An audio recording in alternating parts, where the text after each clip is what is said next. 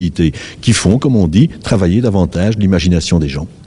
Depuis près de 40 ans, une génération entière de créateurs et de publics culturels en communauté française s'est laissée imprégner par une vision unilatérale et uniforme de la culture, de laquelle il est devenu extrêmement difficile de se départir.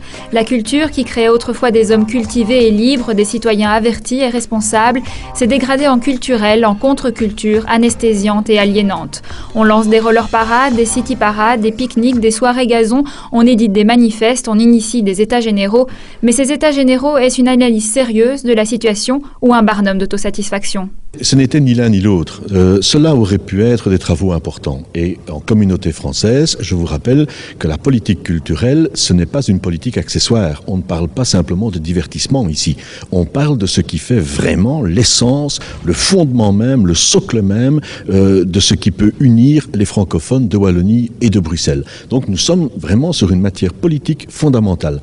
Ces états généraux auraient pu être un grand lieu de réflexion, avec des décisions prises, avec des politiques nouvelles initiées. Ça n'a pas été le cas.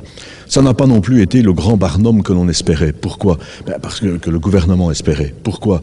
Tout simplement, ça n'a servi qu'à une chose, c'est à occuper plusieurs semaines, plusieurs mois de gens qui sont intégrés dans le secteur culturel et à qui on a demandé de réfléchir et qui finalement voient que ça n'a abouti à rien, strictement à rien du tout.